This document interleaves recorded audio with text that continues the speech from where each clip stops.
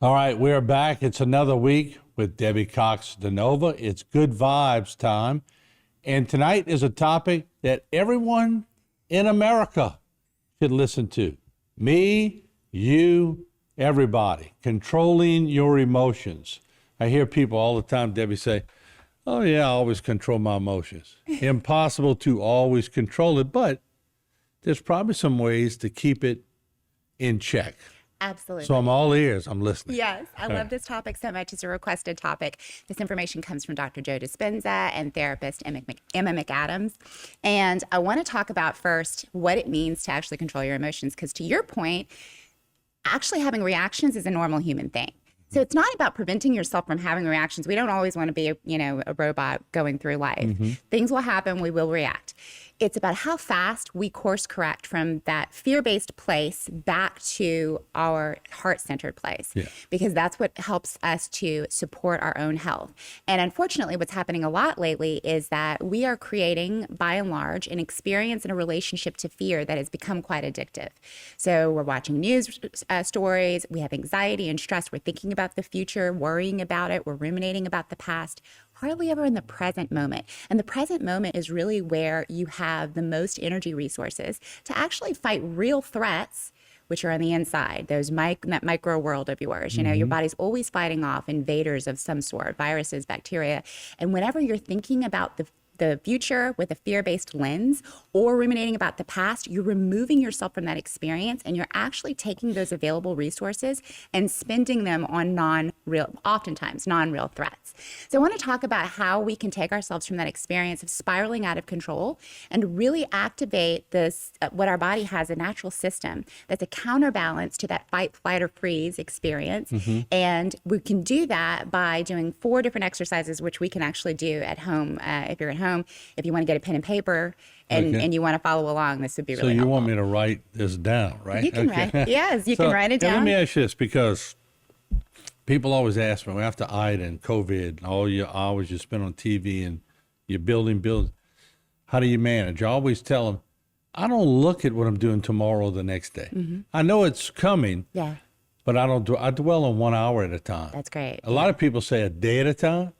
I do 1 hour at a time. Yeah, absolutely, because your mind will actually spin all sorts of the really horrible case scenarios that oftentimes never even come to pass. If we're really present with what's happening right now, oftentimes we are safe. But the problem is that if we create this relationship to fear, then our body and mind are responding in the same way that they would if a tiger was chasing us, just sitting at home. And if you really get into the present moment, like really drop in right now and really be present with what is, you're safe. All right. What's actually happening is okay. I got my pen. I'm ready. You're ready. All right. Okay, good. All right. First, a really quick anatomy lesson. We've talked about this quite a bit, but just in case someone hasn't heard about the vagus nerve, we're talking about activating the parasympathetic nervous system. So this is rest and digest, okay? So we talked about this last time. The autonomic system, which regulates things like your heart rate, your digestion, your blood pressure, and more, it has 2 arms. There's the sympathetic nervous system, that's a state of arousal, fight, flight, or fear, okay? And then there is the parasympathetic, and you can think of para like a parachute, like it's going to catch you whenever you're spiraling out of control, okay?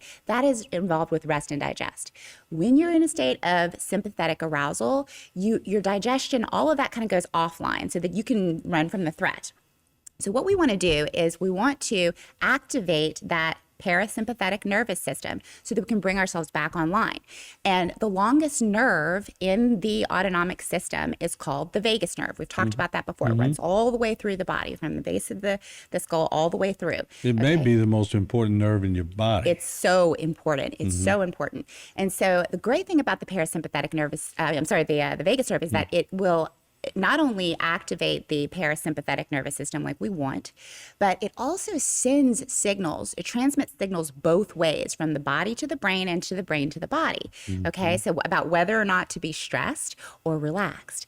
Okay, so I'm going to talk about 4 different exercises that we can do with our body to activate that vagus nerve and send the signal to the brain. Everything is okay. We can actually calm down and we're fine. And before we get into that, I did a lot of research on the vagus nerve, because anybody with cervical problems knows that if your vagus nerve is being pinched or touched or irritated, It has a lot to do with balance. It has a lot to do with your heart. It has a lot to do with everything. Yes, and if you can actually improve your vagal tone is what we're talking about. That's the first thing, is improving the vagal tone.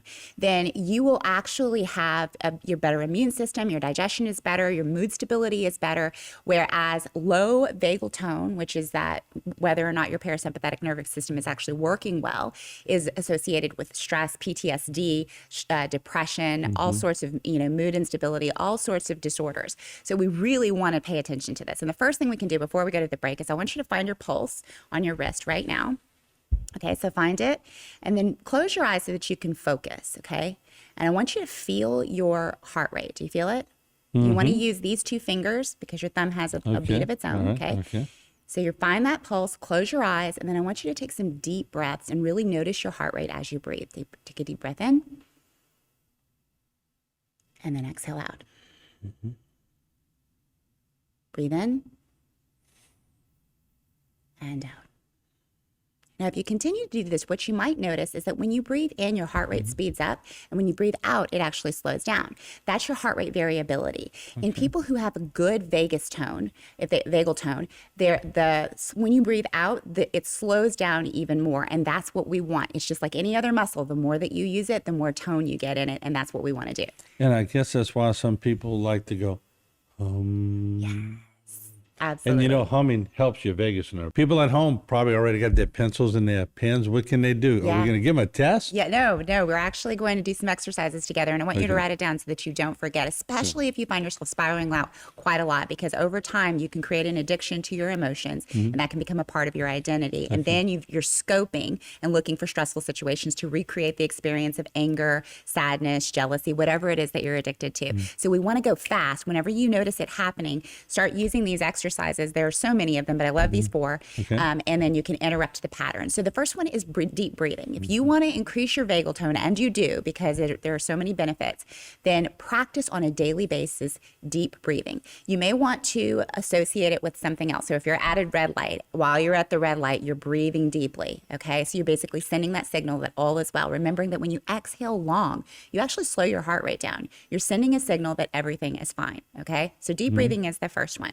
The second one is softening your eyes and peripheral vision, okay? So whenever you are in your parasympathetic nervous system is activated, what will happen is that you will start to lose singular focus on one thing, and your eyes and your focus start to broaden, okay? Your peripheral vision starts to. So if you think about when you're daydreaming or if you're lost in thought, you're looking straight ahead, your eyes are open, but you're kind of soft in your gaze versus whenever your autonomic system is aroused and you're in sympathetic mode, they call that tunnel vision, right? You start to kind of focus in on one thing because you're actually looking for the threat. All right. So we can tap the parasympathetic nervous system by purposely softening our vision. So if you don't know how to do this, one way to do it is to squeeze your eyes closed. You can do it right now. Squeeze your eyes really tight, and then slowly open and just soften your gaze. You can also touch on the side of your eyes like this, okay? Or if you look straight ahead, start to just notice as you're looking straight ahead, notice the side view of things, okay? Now, when you do that, you automatically start to relax, okay? Because that is not something that the physical body is going to do when a tiger is chasing you, okay? So soften your vision and soften your peripheral. When a tiger's chasing me, I am focused on the tree. Focus on the tree. All right, the third one is the Valsalva maneuver. This is the fun one if you have kids at home who actually get triggered. The Valsalva maneuver, V-A-S-A-L-V-A. The Valsalva maneuver. And this is basically increasing the pressure in your chest cavity. So if you have kids at home and they love bathroom talk, this is a fun one because what you're basically going to do is bear down as if you're taking a poop.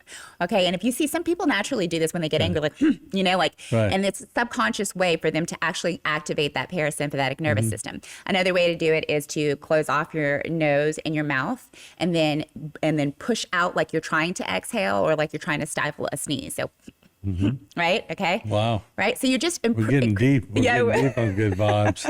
You didn't know it was coming today. All right. So let's practice doing it really quickly and just know that whenever you're increasing that chest pressure, it doesn't have to be a lot of pressure. Okay. You just want a little bit of increased pressure in your chest cavity. So you're going to breathe in for 5 seconds. Breathe all the way in. and then hold it for 5 seconds while you push the pressure out.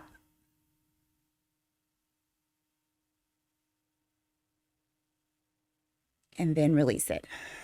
It relaxes that whole area. Right. Mm-hmm. Feel it? Yeah. Okay, so that's called the Valsalva maneuver. Just remember the pooping. Staring down like you're pooping. Yeah, how can I forget? Yeah. Or if you're trying to stifle a sneeze at home, and if you have children who are reactive, who are triggered a lot, this is a really great one because it's easy to remember, and it will help them to also calm and relax themselves. Okay. Well, that's very interesting. It is. Okay, so the fourth one and the final one is the yawn. Okay.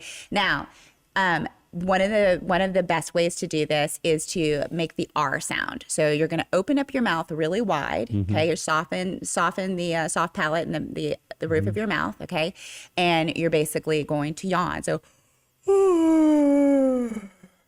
okay. So at home, if you want to do that, and what may happen is that you may trigger an actual yawn. Okay, so. Know what you're making me yawn. And that's right.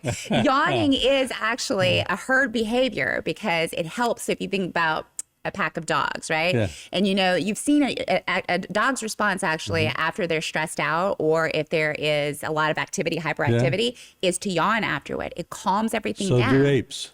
And so do apes, right? Yeah. And so, and it's a herd activity because it basically tells the pack you don't have to go crazy, right? We're all good. We need to calm down, right? Oh, good. We're all good. So you can fake yawn, you can use the R yawn, and then don't be surprised if you actually do yawn. I mean, immediately after this, your body just relaxes because, again, if you're being chased by a tiger, you're probably not going to be yawning. Wow, that's pretty cool stuff. Yes. So I've learned so much today. So do they do all four at one time, or they pick one? No, you can pick one. Pick your favorite one, and then you can move on to others. There are so many out there, but essentially it's important to remember that what you're doing is you're using your body to send a signal along the vagus nerve to the brain that everything is okay. Now, if you're in a real emergency situation, obviously you want that focus. You want that arousal. You want to be able to run. You want your digestion shut down for the moment so that you can get away from the threat. But if you already know that you have a hyperactive sympathetic nervous system, you're highly aroused all the time, you're in anxiety and stress, you get angry very easily, it's really important to start noting that, like really become conscious, remove yourself from the perceived threat so that you can actually manage your body and bring yourself back online so that not only do you have the energy and resources for healing, but you also are supporting yourself in just feeling, looking, performing at your best. All right. Well, that was a great show. Yawn at home if you're stressed out. So great show. We'll see you next week.